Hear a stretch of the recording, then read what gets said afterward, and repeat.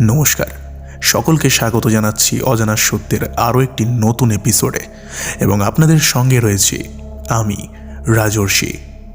আজ অনেক দিন বাদ আমি আপনাদেরকে ঘটনা শোনাতে এসেছি এবং বেশ জমজমাট একটি ঘটনা আজ আপনারা শুনতে চলেছেন।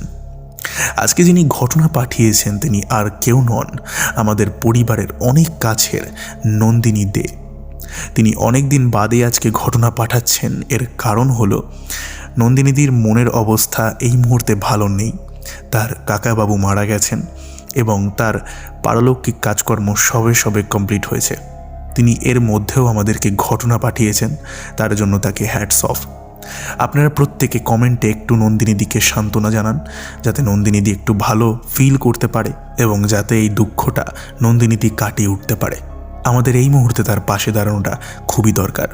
তো এবার আমরা ঘটনার দিকে এগোবো। তো তার আগে সকলকে বলি, যারা যারা আমাদের এই চ্যানেলে নতুন এসেছেন তারা অবশ্যই চ্যানেলটিকে সাবস্ক্রাইব করে পাশের বেল বাটনটিকে অল অপশানে প্রেস করে দিন, যাতে এরকম ধরনেরই ভৌতিক ঘটনা আপনারা নিয়মিত শুনতে পারেন। এপিসোডটিকে লাইক করুন, বন্ধুদের সঙ্গে শেয়ার করুন এবং ভালো লাগলে কমেন্ট করে কিন্তু অবশ্যই জানাবেন। তো চলে যাচ্ছি আজকের নন্দিনীদির পাঠানো ঘটনায়।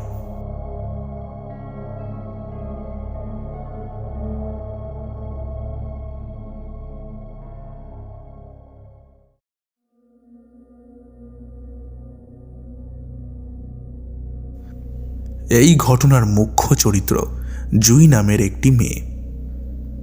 জুইয়ের পরিবারে তার বাবা, মা আর এক দাদা আছে, আর অপরদিকে আছে কাকা আর কাকিমা।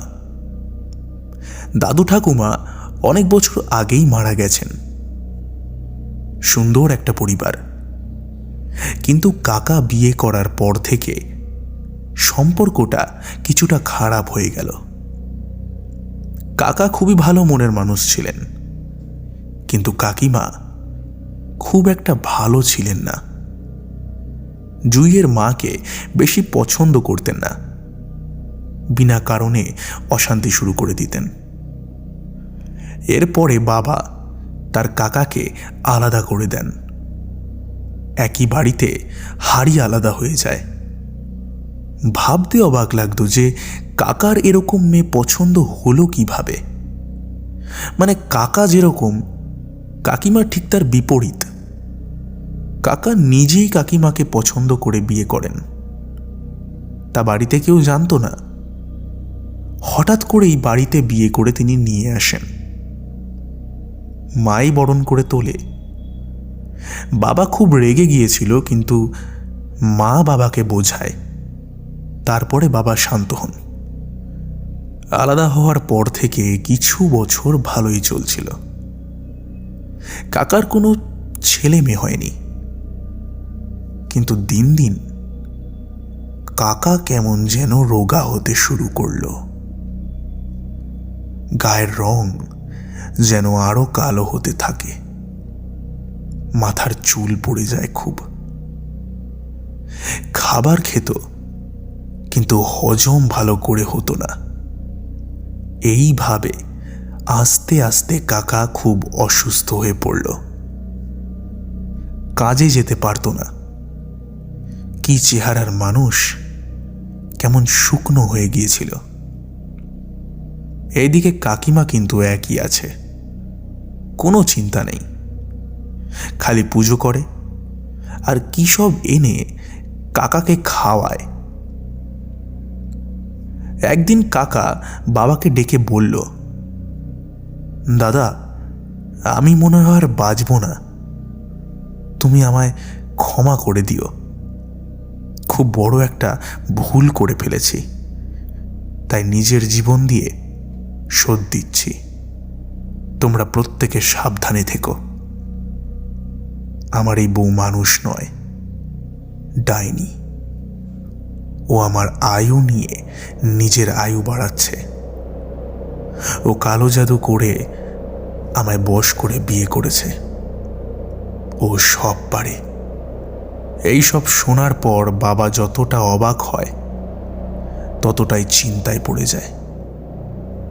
অনেক ট্রিটমেন্ট করিয়েও কাকাকে বাঁচানো যায়নি। কাকা মারা যায়। পারলৌকিক কাজ শেষ হওয়ার পর কাকিমা বেশ কয়েক মাসের পারলৌকিক কাজকর্ম শেষ হয়ে যাওয়ার পর কাকিমা বেশ কয়েক মাস বাপের বাড়ি গিয়েছিল। জুই আরও বেশ শান্তিতে রইল। এরপর একদিন কাকিমা আবার ফিরে এলো বাড়িতে। কোনো বিধবার বেশে নয়, এক অন্য বেশে। মা তো দেখে অবাক। বাড়ি ফেরার পর কাকিমা বলে, যে যাবার সে তো চলেই গেছে, কিন্তু ওকে তো বাকিটা জীবন একাই কাটাতে হবে, তাই যোগিনী জীবনও বেছে নিয়েছে। বাকি জীবন এইভাবেই নাকি কাটাবে, তাকে যেন কেউ বিরক্ত না করে। বাবাকে মা সবটা বলে। তখন বাবার কাকার বলা কথাগুলো মনে পড়ে যায়। বাবা এবার বেশ ভয় পান। এইভাবেই চলছিল সবকিছু। সেই কাকিমা আমার মায়ের যাওয়া আসার পথ আলাদা করে দেয়, কিন্তু রাতের দিকে দেখা যেত কারা যেন আসে। সারা রাত ঘরের মধ্যে কি সব মন্ত্র পড়ার আওয়াজ। তারা ভোরবেলায় আবার চলে যেত। পাড়ার মানুষদেরও এইসব চোখে পড়ছিল, কিন্তু কাকিমাকে সবাই ভয় পেত, তাই কিচ্ছু বলতো না। একদিন রাতের দিকে মা বাথরুম যাওয়ার জন্য বাইরে বের হয় এবং কিছু শব্দ পায়। শব্দটা কাকিমার ঘর থেকেই আসছিল, তাই মা দেখতে গেল কিসের শব্দ। মা দেখল কাকিমা আর দুজন জটাধারী লোক সবাই মিলে কিছু মন্ত্র পাঠ করছে আর একটা বিড়ালের বলি দিচ্ছে। মা মুখে কাপড় চাপা দিয়ে নিজের গলার আওয়াজ চেপে রাখে। বলির রক্ত দিয়ে ওরা তিনজন কপালে তিলক কাটে। এবং এই সব দেখার পর মা বাথরুমে গিয়ে বমি করে। বাবাকে সবটা জানায়। সকালেই বাবা এবং পাড়ার বেশ কিছু লোক একসঙ্গে মিলে কাকিমা আর ওই দুইজন সাধককে পাকড়াও করে। অনেক ঝামেলা অশান্তি হয়, পুলিশকেও ডাকা হয়। কাকিমাকে বাড়ি থেকে চলে যেতে বলা হয়। গৃহস্থ বাড়িতে থেকে এই সব করা যাবে না, তোমার সব জিনিস নিয়ে চলে যাও, পরে তোমার অংশ বিক্রি করে দিও, কিন্তু এখানে এই সব করা যাবে না। জুই আর তার দাদার ভয় কেটে গিয়েছিল। কাকিমা সেদিন বেশি কিছু না বলে নিজের কিছু জিনিস নিয়ে চলে গেছিল। তবে এর প্রতিশোধ সে পরে নিয়েছিল। অনেক বছর আর কোনো যোগাযোগ ছিল না ওদের মধ্যে। কাকিমার বাড়ির কেউ কোনোদিন আসেনি। এরপর জুইয়ের দাদা চাকরি পেল, তার বিয়ে দেওয়া হলো। তখন বিয়ের একটা চিঠি বাবা কাকিমার বাপের বাড়িতে দিতে যান। গিয়ে জানতে পারেন কাকিমা বাড়িতে নেই, সে কামাখ্যা গেছে সাধনা করতে। এই শুনে বাবা ফিরে এলো। দাদার বিয়ের 1 বছর পর হঠাৎ করে কাকিমা আমাদের বাড়িতে এলো, সেই একই বেশে। মাথায় বিশাল জটা, মুখের দিকে তাকাতেও ভয় লাগে। সে সবার জন্য উপহার নিয়ে আসে। মা আর জুইয়ের বৌদির জন্য শাড়ি, বাবা আর দাদার জন্য জামা প্যান্ট, আর জুইয়ের জন্য একটা গলার মালা। মালাটা খুব সুন্দর পাথর দিয়ে গড়া। জুইয়ের বউকে দেখে কাকিমা বলল, এই মেয়ে খুব লক্ষ্মী মন্ত্রর আর বেশ সাহসী। উপহার পেয়ে আমরা তো বেশ খুশি। তবে বাবা বললেন, এইগুলোকে আলাদা করে রেখে দিও, কেউ গায়ে দিও না। কিন্তু মা আর জুই শুনল না সে কথা। বাকিরা না গায়ে দিলেও জুই আর তার মা সেগুলো গায়ে দেন। এবং কিছুদিনের মধ্যেই তার ফলও পেয়ে যায়। জুই আর তার মা খুব অসুস্থ হয়ে পড়ে। জুই নিজেকে একটা রুমে বন্ধ করে নেয়। বাইরের আলো তার ভালো লাগে না, কারোর সাথে কথা বলতে ভালো লাগে না, নোংরা থাকতেই বেশি ভালো লাগে। লেখাপড়াতেও মন নেই মানে পুরো বন্ধ করে দিয়েছে সে। নিজের রুমের দরজা বন্ধ করে রাখে সারাদিন, ডাকলে সাড়া পর্যন্ত দেয় না। ব্যাপারটা কারোর চোখ আড়ায় না।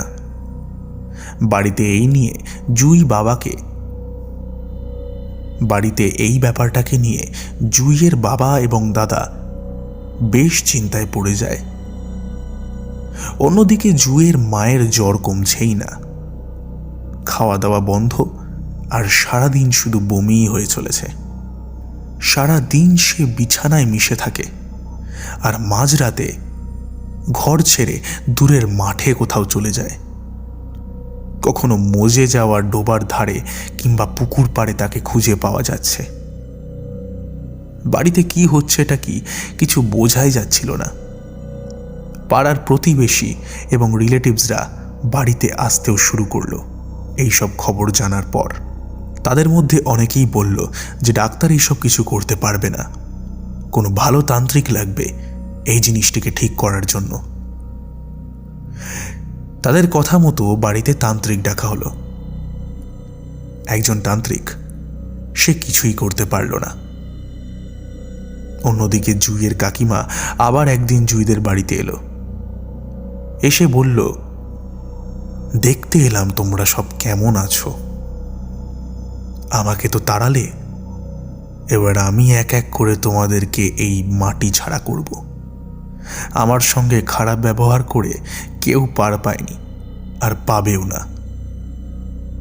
জুইয়ের বাবার দিকে তাকিয়ে সে বলল, তুমি জানো না আমার কত ক্ষমতা।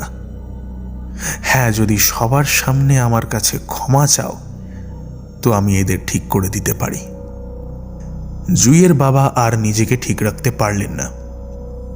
তীব্র রাগে তিনি বললেন, হ্যাঁ জানি তুই কে। তুই একটা শয়তান ডাইনি। মরার আগে ভাইটা আমায় সব বলে গিয়েছিল, আর সঙ্গে তোর থেকে সাবধানও করে দিয়ে গিয়েছিল।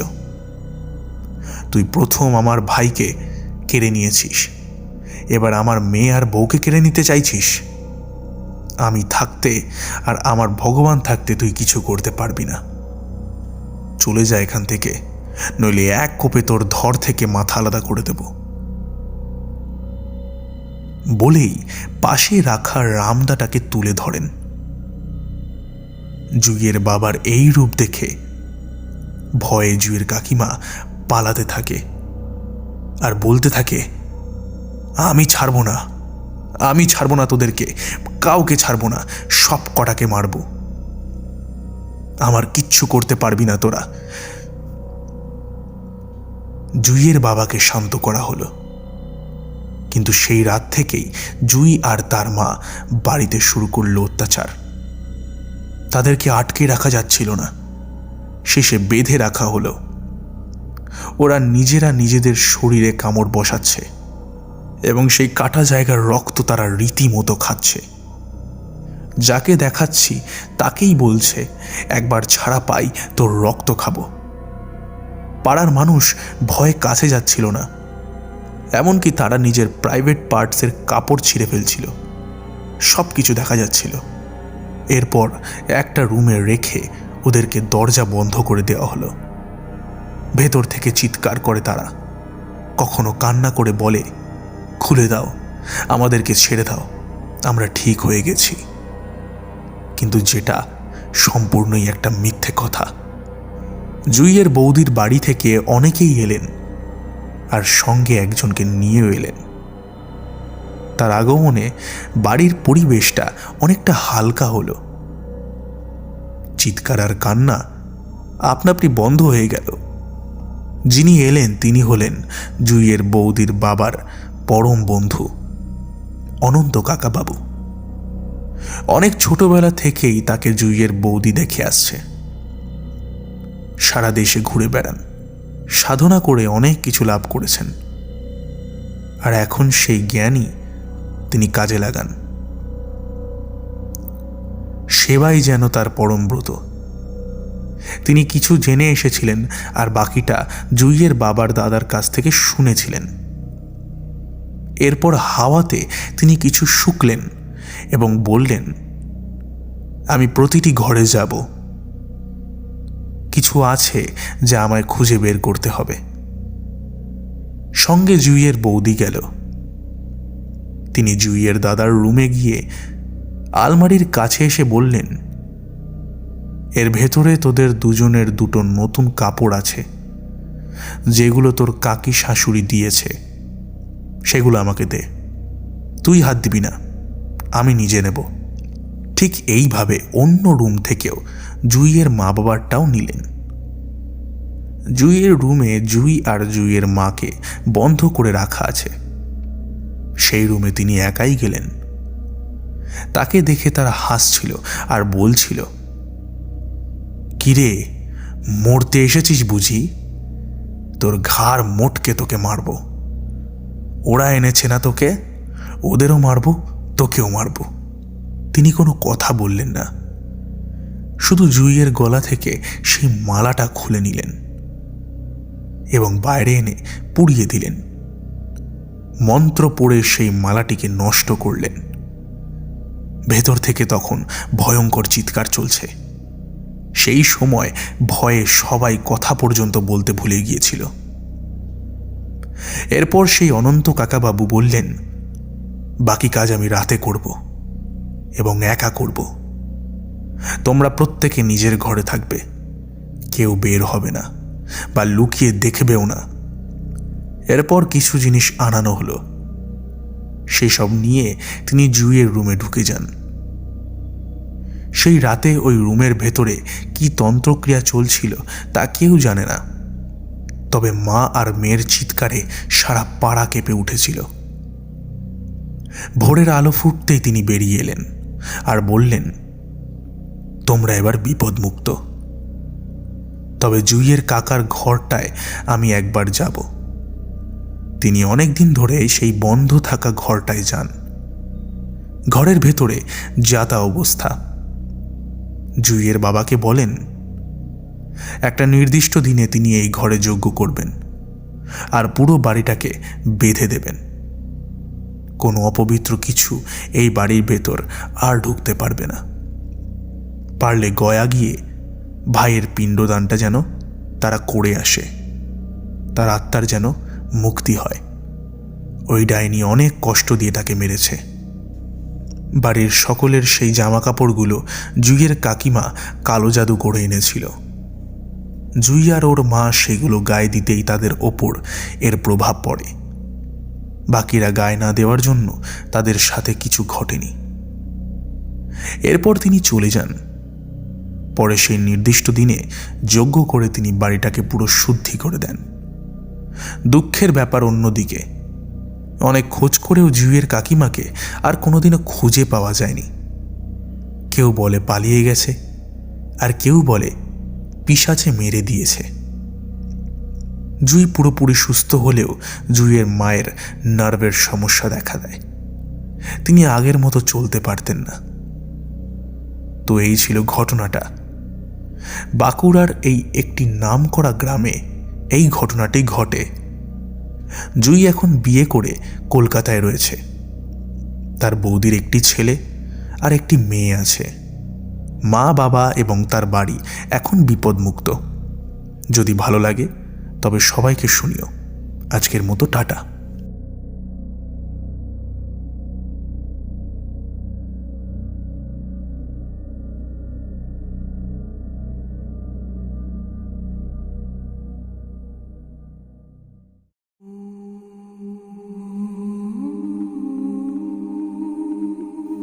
সত্যি প্রতিবারের মতো নন্দিনীদি এইবারও একটি অসাধারণ ঘটনা আমাদের প্রত্যেকের সামনে তুলে ধরল। ঘটনাটি আমার বেশ ভালো লাগলো। কালো জাদু বিষয়ক ঘটনা এরকমভাবে প্রেজেন্ট করতে এবং আপনাদেরকে শোনাতে আমার সত্যিই অনেক ভালো লাগে এবং শুনতে অনেক ইন্টারেস্টও আসে। সত্যি বলতে এই ঘটনাটা আমার বেশ ভালো লেগেছে। আপনাদের কেমন লাগলো আপনারা কিন্তু কমেন্ট করে অবশ্যই জানাবেন। আপনারাও যদি আমাকে ঘটনা পাঠাতে চান তার জন্য আপনারা আমাকে মেল করে ঘটনা লিখে পাঠাতে পারেন। অজানাসত্য15@gmail.com এই ইমেল আইডিতে আপনারা ঘটনা লিখে পাঠাতে পারেন। এছাড়াও আপনারা আমাকে হোয়াটসঅ্যাপে মেসেজ করে ঘটনা লিখতে পারেন এবং ফেসবুকের মাধ্যমেও আমাকে ঘটনা লিখে পাঠাতে পারেন। প্রতিটি লিঙ্ক ডেসক্রিপশন বক্সের একদম প্রথমেই দেওয়া রয়েছে। তো আপনারা যদি ইচ্ছুক থাকেন অবশ্যই পাঠাবেন, আপনাদের ঘটনা আমাদের অজানা সত্যে অবশ্যই শোনানো হবে। তো এবার আমরা চলে যাচ্ছি আজকের শাউট আউট পর্বে। কমেন্ট করেছেন অজন্তা হরি, আমাদের সঙ্গে রয়েছেন এমিওয়ে বান্টাই 24, সুমিত্রা পত্তানায়ক, কমেন্ট করেছেন by the way it Surajit, Nandini Dey, comment করেছেন তানিয়া মল্লিক, অমিত ভট্টাচার্য, সোমনাথ দাস, কমেন্ট করেছেন রঞ্জিত মণ্ডল, স্বপ্না বজাল, এমএইচ বাবু, কমেন্ট করেছেন বিদাস এফএফ, আমাদের সঙ্গে রয়েছেন গীতা গোস্বাম, আমাদের সঙ্গে রয়েছেন এমডি মঞ্জু, সঙ্গে রয়েছেন চুমকি ঘোষ। প্রত্যেককে অসংখ্য পরিমাণে ধন্যবাদ কমেন্ট করবার জন্য। আপনারা এইভাবেই কমেন্ট করতে থাকুন, ভালোবাসা দিতে থাকুন, যাতে এই পরিবারকে আরও বড় করে তুলতে পারি। এবং এখন থেকে চেষ্টা করব যাতে কন্টেন্ট মিস না হয়, রেগুলারিটি মেনটেন করব এবং আরও অ্যাক্টিভ থাকার চেষ্টা করব। শুধু আপনাদের ভালোবাসার দরকার, আপনাদের সাপোর্টের দরকার, যাতে আরও এই পরিবার বড় হতে পারে। ধন্যবাদ সকলকে, দেখা হবে আবার পরের এপিসোডে। ততক্ষণের জন্য stay happy and stay safe এবং যুক্ত থাকুন আমাদের অজানা সত্যের সঙ্গে, কারণ অজানা সত্য মানেই রহস্যের এক অন্য দুনিয়া।